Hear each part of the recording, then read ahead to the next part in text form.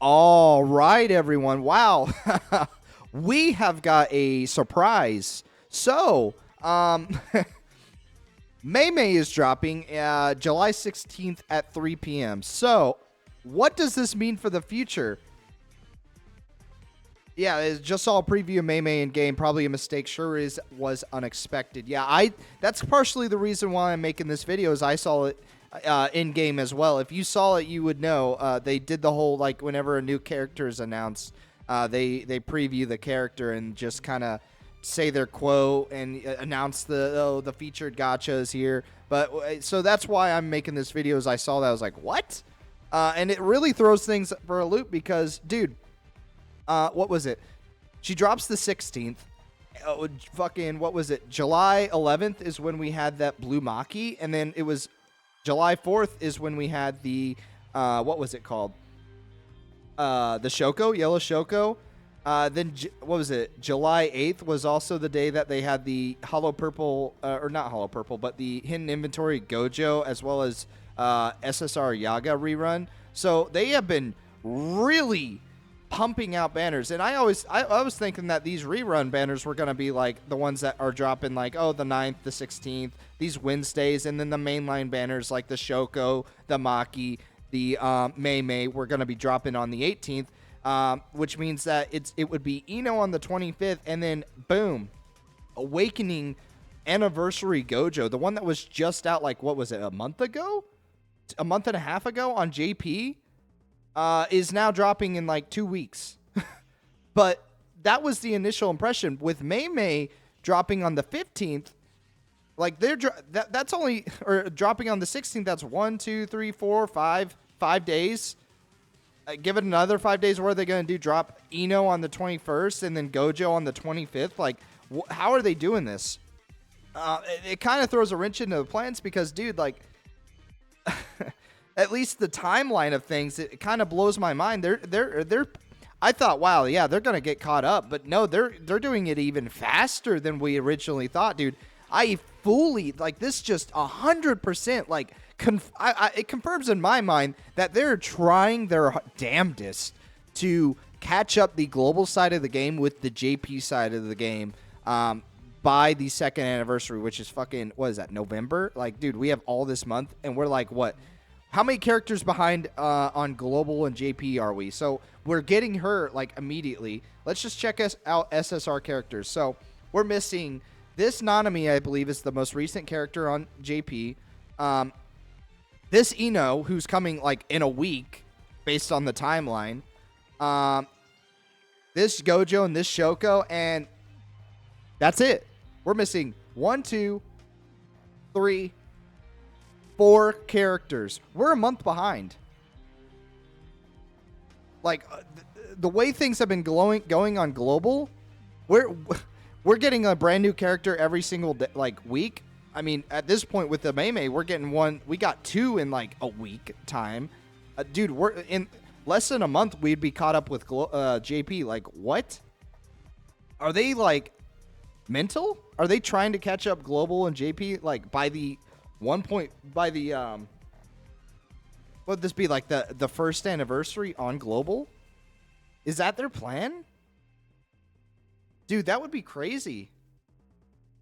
I thought they were going to try to catch up global with JP by, Japan's second anniversary, but are they actually just trying to catch up global to JP by global's first anniversary? When did AJK Phantom Parade global release date? When did it release? November 17th was released globally. So I don't know, dude. It seems like it's going to be caught up with like it's blowing my mind out of the water how fast they're trying to catch this game up. But I don't know. I digress. I could sit here and talk about that all day, but let's just jump right into it. So MEI's coming on the 16th, whether we like it or not, and she leaves July 28th, which, interesting. That would be right before what we projected to be the Awakening Gojo to be dropping. But along with her is coming there's Shoko. I mean, dude, they still have Shoko's post pinned up here from July 4th. That wasn't even 10 days ago. It's July 15th. She came out July 4th. That was 11 days ago we had Shoko. Doesn't it feel like it's been forever? We're already getting a MEI. Oh my god. And so whatever, dude. With this MEI is coming out with this Time is Money and Lies story event. You know, I like these story events a bit more than the map events because, you know, you just spam on the same, like, levels and whatnot and actually just, you know, start spamming this exchange and boom, you're done. Like, just let it autoplay on the boss. It's pretty nice. But, man, this is probably going to also come with 10 free summons on the MEI as well. Like, if people pull her, that's phenomenal. That's great.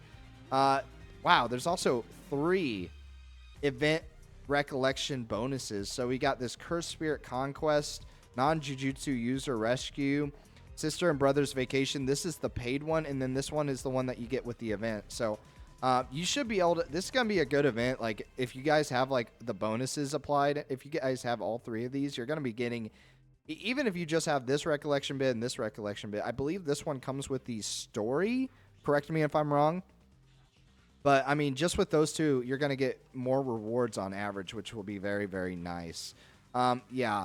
It doesn't say anything about, like, let's see, how many cubes you're going to get from it. But I imagine it's going to be close to 3,000 cubes. Usually these events, they always drop with, like, a multi's worth, like, maybe just a shy under a multi's worth of cubes. So that's going to be very exciting. More stuff to go into the 1.5 anniversary or, you know, Gojo Hidden Inventory Awakening. Like, that's just all going into him. But, you know, and then they're probably going to release the 10 free summons on that MEI banner. So, but speaking of summoning on MEI, let's take some time to kind of talk about her kit. Because she is a very good unit, don't get me wrong. And at her, like, highest potential, she's out damaging, like, a shit ton of units in this game. But, you know, I just feel like, you know, first of all, she's a standard banner. That should be enough to tell you how I feel about these standard banner units. You should just be skipping them most 99% of the time, unless they're like a niche unit like Shoko, who is going to be capturing a role that no other unit in the game does. Like, if this MEI was a healing role or something, like, yeah, I'd be more inclined to say to summon on her. But how many fucking red attacking units do we have, guys? Let's just take a look at it just real quick. We've got one. Dude, I don't even really know if you should count her. She's just, I haven't awakened her SP buffs, but, like, whatever. Let's talk about good red units, red DPS units. We got Yuta, one of the best ones in the entire game, bar, like, Sukuna or something in the Gojos. We got this red Toji, a phenomenal red DPS, as well as this red Nobara, who I've heard, from all intents and purposes that I've heard, is phenomenal when her SP buffs are applied. I don't have her SP buff currently, so I can't personally attest to that, but just know that everyone's been talking and saying that she's a phenomenal DPS for red. So, I mean, just looking at these characters, like, red DPS, red DPS, red DPS. Hell, even this fucking Gojo is a, like, sub-red DPS, and he's probably, on some occasions, doing a shit ton of damage. Like, he is a great red unit. But then you add this MEI to the ring. It's like hard to really justify putting a place on her. Like, is she better than Toji? Is she better than Yuta? I don't think so. I think her competition is just way too harsh. But let's read her real quick. She's standard attacking red taijutsu unit. She's got very mixed, even stats for taijutsu and jujutsu, which is relevant to her ultimate. We'll get into that. Level 10, 195, basically 200% melee taijutsu damage to one selected enemy. Critical hit chance large. This is probably a very good skill. For 15 cursed energy, increases own damage dealt by 100% for 3 turns. That's very good. Very important to know. Increases the selected enemy's damage received by 10% for 3 turns. So, like, you're getting 300%, 300%, or 30% damage increase. Yeah, this is going to be good. If you're getting some good stacks, what is that? You'll need, like, what is that? Like 65, or I can't math, 45 cursed energy. And as well as, you know, when you hit the ult, but we'll get into that in a moment. But her skill 3 is Deals 600% melee taijutsu damage to all enemies, which is nice. For 20 cursed energy, she's doing an AoE. That's solid. That's definitely a solid skill. Don't get me wrong on that. But then her ultimate is where she's really packing a punch, and that's her Bird Strike. She deals 400% melee taijutsu damage and 400%. Scratch that. 1,400% melee jujutsu damage to the selected enemies for 2 hits. So, yeah, that's a lot of fucking damage. But, you know, especially when you look at her in a vacuum, like by herself, like this whole kit is pretty solid. Like this is a solid kit. You can't go wrong. Being able to increase your damage, being able to increase the enemy's damage received is solid, and that's going to boost the rest of her team and their damage potential. Like I would say she's more sub DPS. Especially like you see this, you're like, oh, dude, Nero, that's 1,800% damage. Like, what do you mean sub DPS, dude? You wanted me to bring up Yuta and his ultimate? Mind you, Yuta came out like really quick in this game's like lifespan. What's his ultimate damage doing? A 2,000% damage, jujutsu damage to all enemies. That's just fucking insane. 2,000% range jujutsu damage to all enemies and increases his own taijutsu and jujutsu stat by 20% for 4 turns. Yeah. Dude, like, she's not comparing to him. And he came out, like, super early in this game's lifespan. And she's a brand new fucking character. So as far as, like, if you want to look at her Bird Strike ultimate, like, yeah, it's doing a lot of damage. But, like, so is Yuta. If you want to look at utility, she's increasing her own damage, which I won't be unfair to her. She also has this auto skill. It's getting excited. If own HP is 70% or lower at the start of turn, once only in battle, recovers own cursed energy by 10 for 4 turns. So for 4 turns, she's just getting 10 extra cursed energy and increases own taijutsu stat and jujutsu stat by 50%. And the way it's worded is that this is the 4 turns, but this is just a one-time buff. That's what I'm getting from this, because, you know, the comma is right after that 4 turns. This is exclusively to this, but for 1 turn, after you get that 70% or less, you're getting a 50% jujutsu and taijutsu buff, which is affecting this Bird Strike, which is 1,800% damage for both of those. That's no small buff. That is definitely no small buff. That is a like 25%. I say 25%. It's 50% buff, but you know the overall damage is gonna be like 25%, which is solid. As far as also recommended memories, like Pride is a solid one because the majority of her damage is jujutsu damage on that ultimate. So let's say in like a perfect world with this MEI, level 10, you get 3 of these off. Increases, and you got 300% damage increase. Selected enemy is 30% extra damage taken, as well as you on that turn you're about to use the Bird Strike, you get below that 70% threshold and you get another 50% increase to your jujutsu and taijutsu stat. Like, yeah, this is gonna be doing a shit ton of damage, as well as if you had a Pride stack, dude. Like, this is probably one of the highest damaging moves in the game, assuming everything in a perfect world goes well. A multitude of things could happen. Say I'm trying to build this up, and then what is it? Like, I don't get this 70% HP. Like, say I just don't get, that's just, I'm missing out on 50% damage. You could get this Pride stack, but like, there's just better units to be like focusing your attention on. She's a very, very good unit. Do not get me wrong. Do not misunderstand. She's a great unit, but I just think like her competition, as far as like, doing what she does, but just better and easier, like there's just no contest.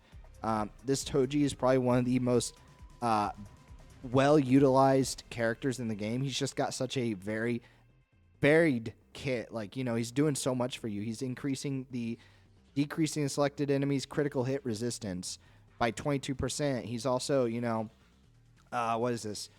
This does a solid 600% damage, nullifies any damage, reduces damage received effects. This one's removing any attack nullifications and removing any one buff from the selected enemy. like that alone is like a phenomenal little thing. Like you can just, if an enemy is building up their character, like you just remove it like straight up, and like that, and then you can start hitting him with some crit resistance decrease, and then you hit them with this 600 or 500% melee taijutsu damage to the selected enemy for 3 hits. Like that does a shit ton of damage. And then you, on top of all that, removes 1 attack nullification and removes 1 movable buff from all enemies, and deals 1600 range taijutsu damage to all enemies, versus that MEI is doing it only to 1 enemy. She's doing a shit ton of damage to only 1 enemy, but this Yuta and this Toji, they're both doing AoEs on their ultimates. So, I mean, it's just a hard competition for her. You know, she's way better, I would say, personally. If you had, like, just one singular strong enemy, yeah, I would probably prioritize, you know, putting a lot of eggs into the MEI basket and hoping that, she gets all of her chances, gets her 50% to taijutsu and jujutsu, gets a pride stacks, gets all 3 of these up, and then boom, hit him with that fucking bird strike. Not too many enemies are going to be living that. Like, she's probably a very good sweep unit is what I would honestly say about her. She's probably a very good sweep unit. But as far as, like, is she a must summon? No, she's a standard unit, and I think she suffers ultimately because of that. So yeah, that's ultimately my thoughts, dude. Especially, dude, standard unit, and we got presumably Awakening Gojo, and then maybe Shoko coming out like right here, and then that freaking Nanami. You want to talk about red units? That red Nanami is probably coming out less than a month. Was it 1, 2, 3, 4? Like 4 weeks from now, maybe 5.